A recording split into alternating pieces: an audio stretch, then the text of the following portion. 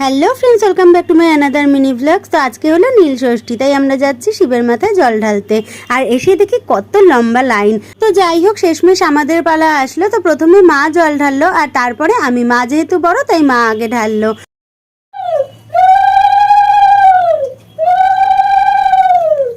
মা জল ঢালার পর আমিও শিবের মাথায় জল ঢাললাম। তারপরে ফুল বেলপাতা দিয়ে 3টে ফল ছোঁয়ালাম। আর জানো তো, আমাদের নিয়ম আছে আজকে কাঁচা আম দিতে হয় ঠাকুরকে।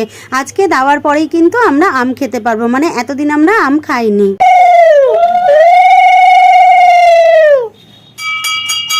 তো শিব পুজো তো হয়ে গেল, আর বাইরে ছিল একটা কালী ঠাকুরের ফটো। তো এখানেও ধূপকাঠি মোমবাতি দেখিয়ে দিলাম। আর বাড়ি এসে মা একটু চন্নামৃত খেলো আর আমাকে একটু চন্নামৃত দিল। এইভাবেই উপোস ভাঙলাম। মা একটা বেল দিয়েছিল আর ওখান থেকেও প্রসাদ হিসেবে একটা বেল দিয়েছিল, সেটাই পানা করলাম। আর লাস্টে ফল সাবু খেলাম। তো এরকম মিনি ভ্লগের জন্য চ্যানেলটা প্লিজ সাবস্ক্রাইব করে দিও। দেখা হবে নেক্সট ভিডিওতে। আজকে টাটা।